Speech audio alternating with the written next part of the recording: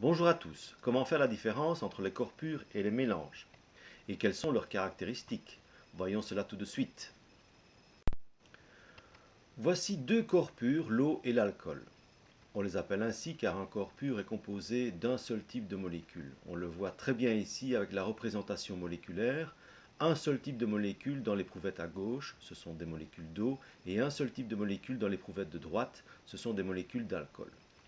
On dit donc qu'un corps pur est composé d'un seul type de molécules, mais il faut aussi savoir que chaque corps pur a des caractéristiques physiques bien définies. Regardons par exemple ce tableau. L'eau a une masse volumique bien définie et elle est différente de celle de l'alcool. Comme autres caractéristiques physiques, il y a aussi la température de fusion, la température d'ébullition, etc., qui sont différentes et bien définies pour l'eau et pour l'alcool et qui sont donc différentes d'un corps pur à l'autre. Donc les caractéristiques physiques sont toujours les mêmes pour un même corps pur.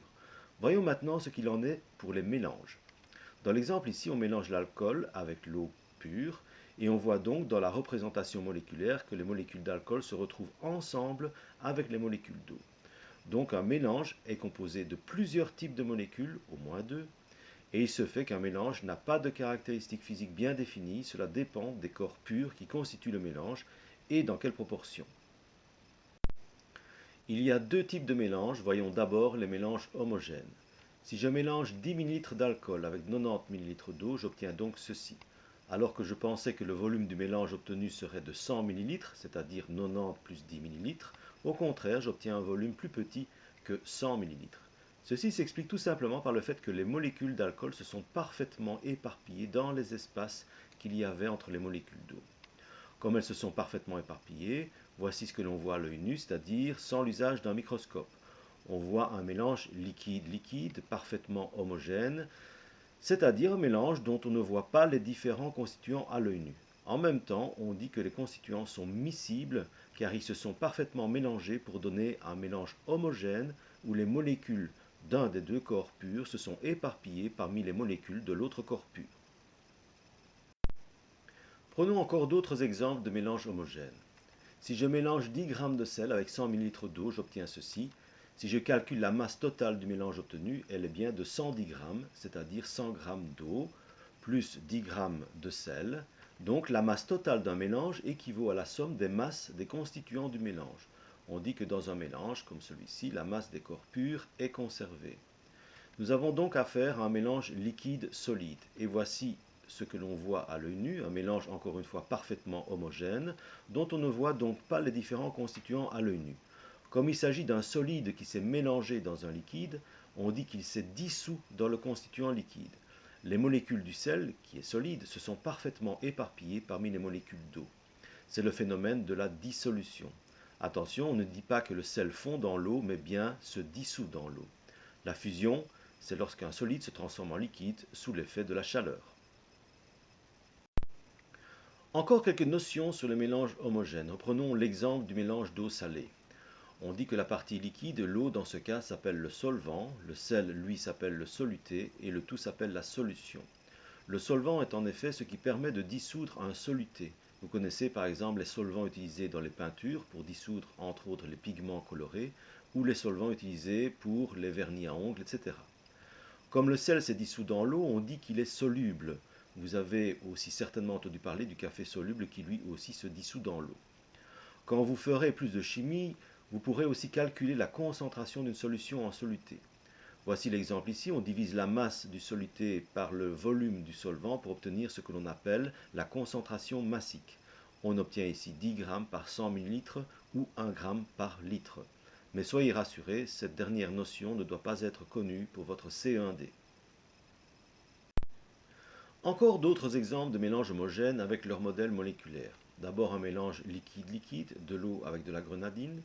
Et voici ce que l'on voit à l'œil nu, un mélange parfaitement homogène, coloré dans ce cas-ci, mais à nouveau, on ne voit pas les différents constituants à l'œil nu.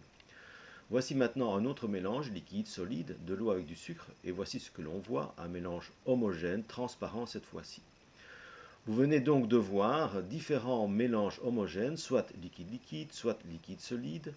Dans les représentations moléculaires, les molécules sont parfaitement éparpillées les unes par rapport aux autres.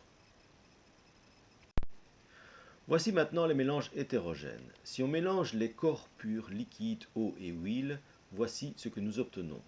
L'huile se superpose au-dessus de l'eau et ne se mélange pas avec l'eau. Même si on secoue l'éprouvette, l'huile reviendra toujours au-dessus, comme si les molécules d'huile ne veulent pas s'éparpiller parmi celles de l'eau. D'ailleurs, on observe ceci, et nous avons donc affaire à un mélange hétérogène, où dans ce cas-ci, on voit les différents constituants à l'œil nu. Comme ces deux constituants ne se mélangent pas, on dit qu'ils ne sont pas miscibles. Et en étudiant la question de plus près, on apprendra que c'est le constituant dont la masse volumique est la plus faible qui se place au-dessus de l'autre. C'est le cas de l'huile qui a une masse volumique plus faible que celle de l'eau. Voici aussi un mélange hétérogène liquide-solide, de l'eau avec du sable. Le sable se place dans le fond. C'est l'occasion de refaire une clé dichotomique. Une clé dichotomique est un outil qui permet de classer des éléments à partir de questions sur les caractéristiques des éléments étudiés. À chaque question, on répond par oui ou non et on crée ainsi des catégories d'éléments avec des caractéristiques communes. Voyons cela de plus près. Imaginons que l'on doive classer ces 8 corps purs suivants. On pose la question: les corps purs sont-ils composés d'un seul type de molécule? Si on répond oui, on crée une nouvelle catégorie avec l'eau, l'alcool et le sel. C'est la catégorie des corps purs qui ont donc comme caractéristique un seul type de molécule. Si on avait répondu non, on aurait créé une autre catégorie, celle des mélanges. Dans la partie de droite, on peut continuer avec la question suivante. Dans le mélange, les constituants sont-ils visibles à l'œil nu? Si oui, on obtient la catégorie de l'eau huileuse et de l'eau avec le sable. C'est la catégorie des mélanges hétérogènes. Sinon, on crée la catégorie des mélanges homogènes avec l'eau sucrée, l'eau salée et l'eau avec la grenadine. Cette leçon permet donc aussi de revoir le principe d'une clé dichotomique que l'on utilise aussi en biologie pour catégoriser des vivants en fonction de leurs caractéristiques, nombre de pattes, organes d'échange respiratoire, etc. Voilà, cette vidéo est terminée. Vous en savez plus sur les corps purs, les mélanges, leur modélisation et la façon de les classer en fonction de caractéristiques précises. À très bientôt!